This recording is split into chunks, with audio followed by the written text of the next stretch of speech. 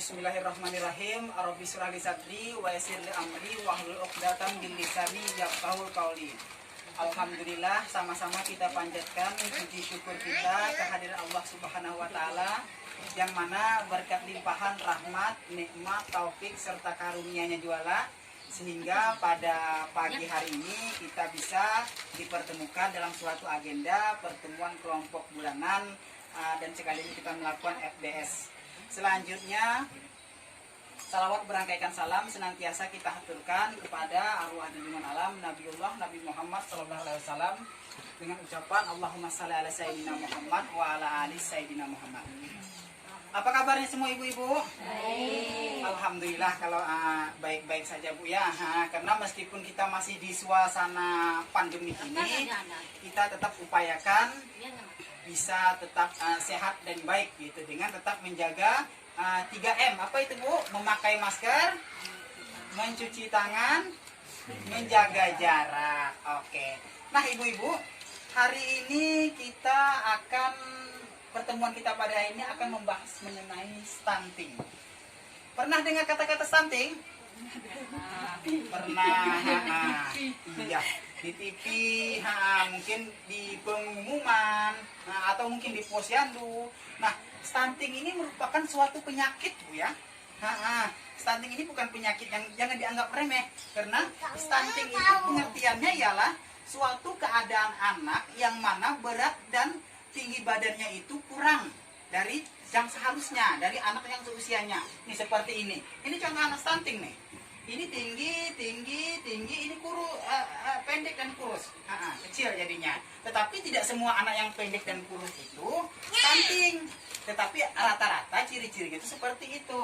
Nah, stunting ini sering terjadi di 1000 hari pertama kehidupan, mulai dari janin sampai anak itu berusia 2 tahun. Nih, mulai dari janin sampai anak berusia 2 tahun. Nah, itu yang harus dijaga betul kesehatan ibu-ibu dan anaknya agar tidak terjangkit anaknya itu terkena penyakit stunting. Nah, ya seperti ini 1000 hari pertamanya. Nah, selanjutnya kita udah tahu nih apa itu stunting. Nah, kita pengen tahu juga apa yang menyebabkan yang terjadinya stunting. Nah, penyebab terjadinya stunting itu ada 2. Ada yang penyebabnya itu secara langsung, ada yang tidak langsung.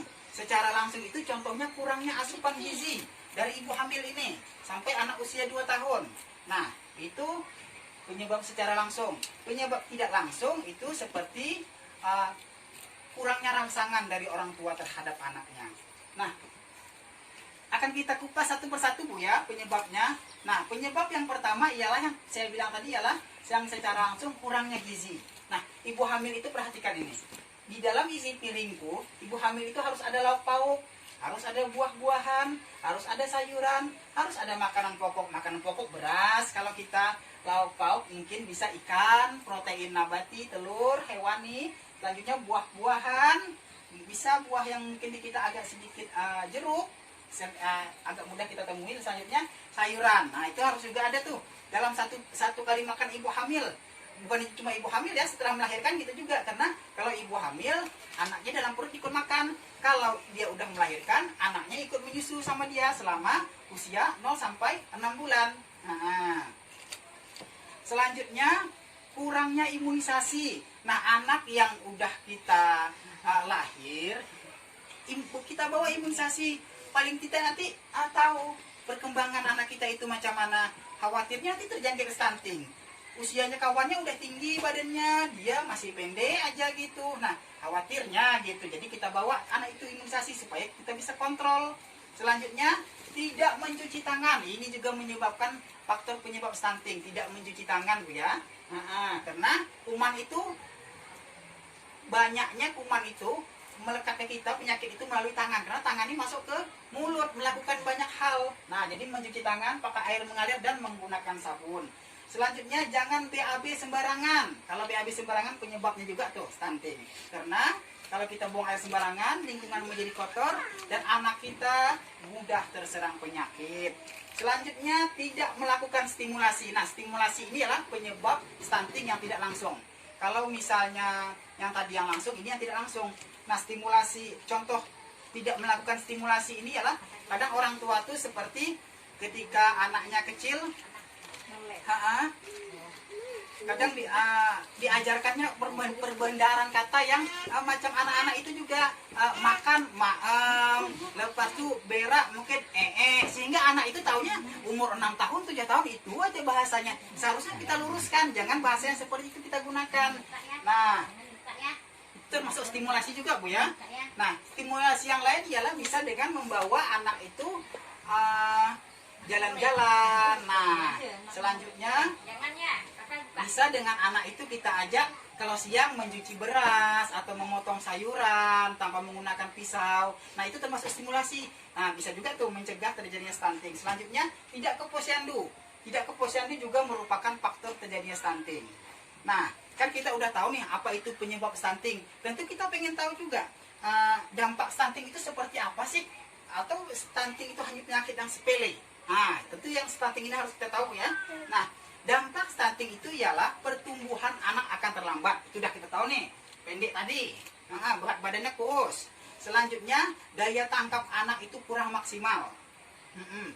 Di bidang akademik, di sekolah lambat belum diangkat pelajaran. Sehingga kalau dia terkendala, menangkap pelajaran itu dia lambat, prestasinya menurun, bahkan jelek. Nanti yang ada anak kita jadi tidak pandai, kan kasihan dia.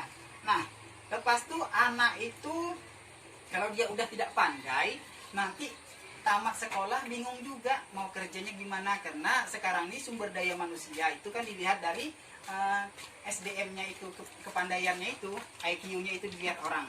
Selanjutnya, mudah terserang penyakit. Nah, mudah terserang penyakit ini udahlah anak kita nih mungkin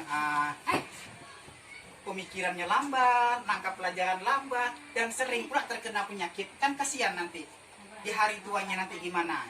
Nah, itu yang menyebab salah satu daripada penyebab stunting.